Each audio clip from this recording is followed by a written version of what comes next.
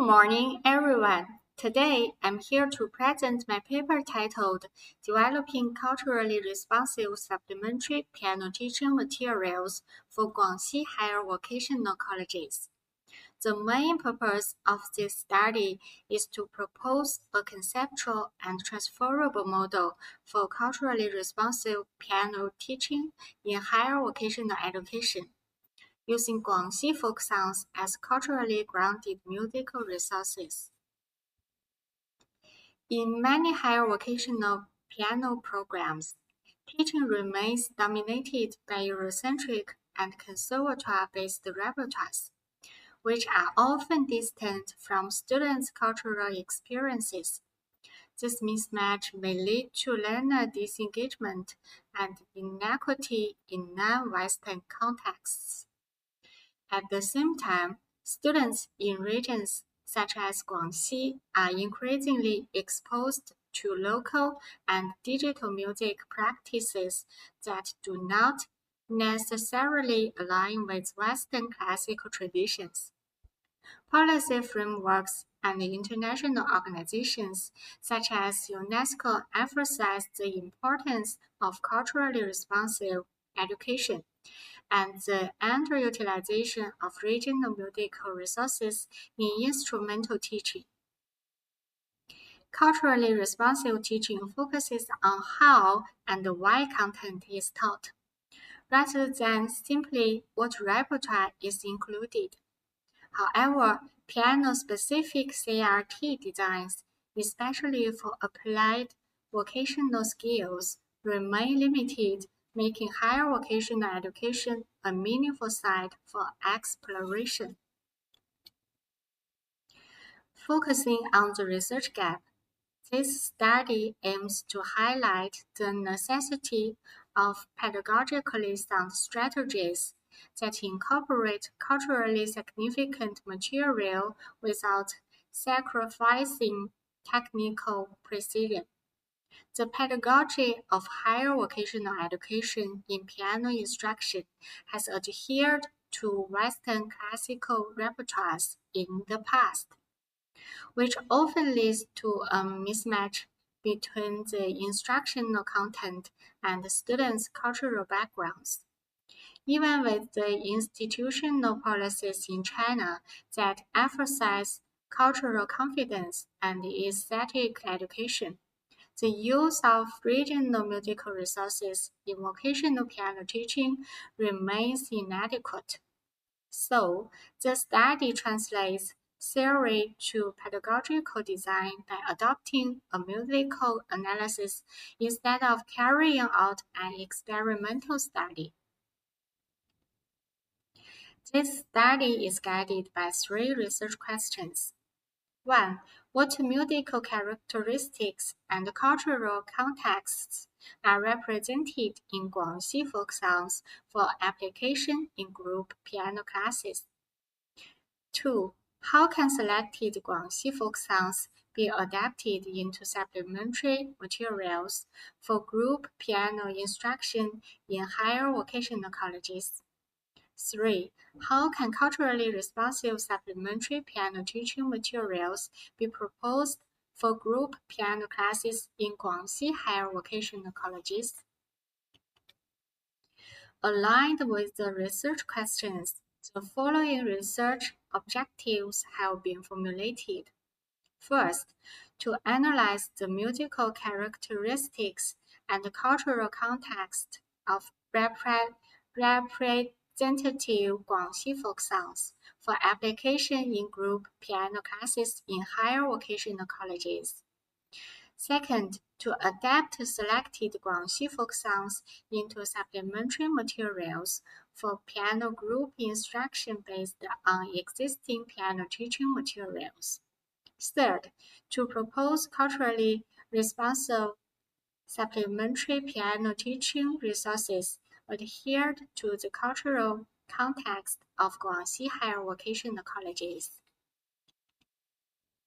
Next, we move forward to exploring the study design and data sources, which are defined in the research methodology. This study in particular used a qualitative design in conceptualizing the introduction of Guangxi folk songs in vocational teaching of the piano. Instead of measuring instructional effectiveness, the study focuses on conceptualization, modeling, and the application of pedagogical design principles. The main analytical focus is to demonstrate how folk music could be systematically transformed into piano teaching resources, abiding by the CRT framework.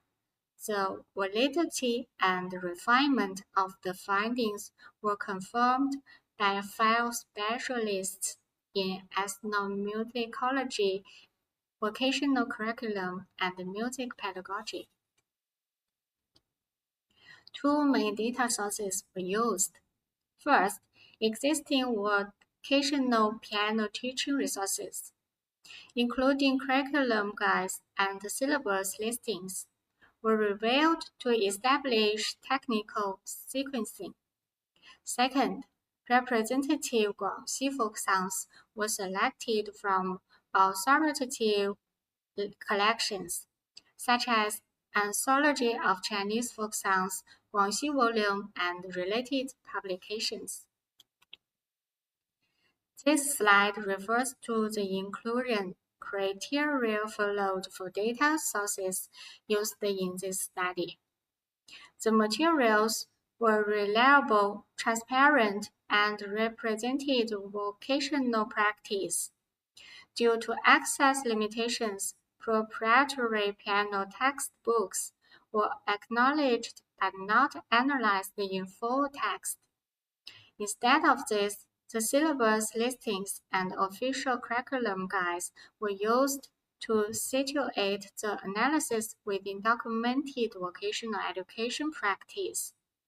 Additionally, the cultural representativeness, reliability of sources, and stability of musical texts were prioritized in folk song collections. With notated scores and available audio recording included. The rationale behind this approach was to maintain the reproducibility of folk song resources that were pedagogically transformed.